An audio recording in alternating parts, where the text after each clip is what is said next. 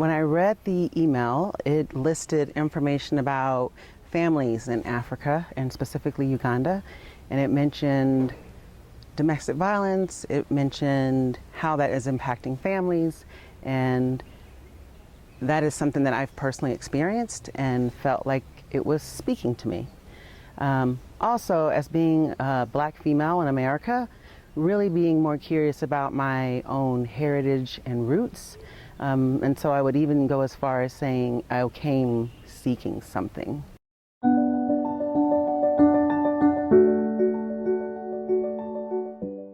I think this experience has changed me in so many ways. I really have become aware of the lack of community within my community. I know that probably sounds funny. I think that I'm very aware of the community that exists in Africa, specifically Ugandan community. That's something that they pride, that's something that is celebrated, it's something that is welcomed. And I feel in America, it's totally different than that. We're very much an individualistic society, and it's like, you know, every man for himself, and that is not the way that it is here. In the past, when I've encountered Africans, period, I've been ignorant to the culture and the things that are important to them and the things that are valued by Africans. And so coming here is not going to make me a know-it-all when it comes to Africans. I would say that now I have more knowledge about specifically Ugandan community and the things that they value. And so family and community, mom, grandmom, brother, sister, those things are very big parts of Ugandan community. And I feel like I haven't considered those things as much in the past. Something else that I'll consider, because I think the American culture, like time, we're like all wrapped into time. My session starts at 1, and if you're not there at 1, then you're late. And so probably being intentional about scheduling people that I may encounter that may have African background later in the day, so that if they're late, it's fine, and that I have time to sit with them for their whole session, instead of like, okay, now you only have like 30 minutes, which is not okay. I think that as much as we're different, there's lots of ways that we're alike. I feel like in America also that there is this thing of not feeling your emotions, not expressing your emotions, and just kind of bottling them up.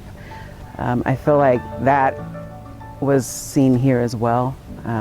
This desire to like not be overwhelmed by your emotions, and we just push them we just push them away, and we just keep going.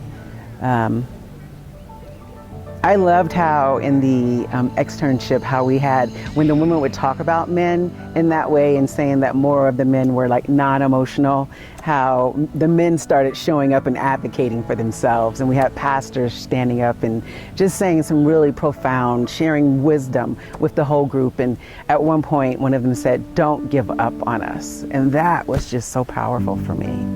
And I think that specifically when I think about Black men in America and Black men in Uganda, so many similar experiences there. I think about Black men in America and how people are taught to fear them. They're taught that when they see them, that they should cross on the other side of the street, that they pose some type of danger or somehow they could be harmful.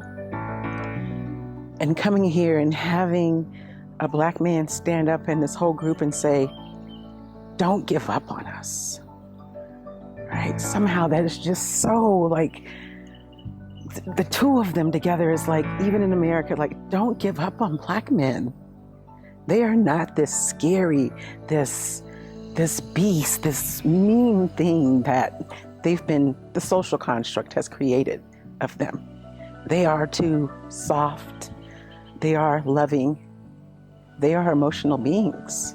Because of this teaching to not feel, both in America and Uganda, then that's what we do. And we're not taught about attachment. We're not taught about, in particular in America, we're not taught about this grandma and this aunt and this brother and this sister and this uncle and how much that means to a family, right? The love and support from the extended family is attachment, and how much power that has. And so I don't know that I feel like the attachment is necessarily a whole lot different here than it is in America. When we start having those conversations about anxious attachment, withdrawers and attachment, avoidant attachment, I get the same responses in America as I did here. But the thing that I do feel is different is that the community here is more willing to rally around and support and embrace.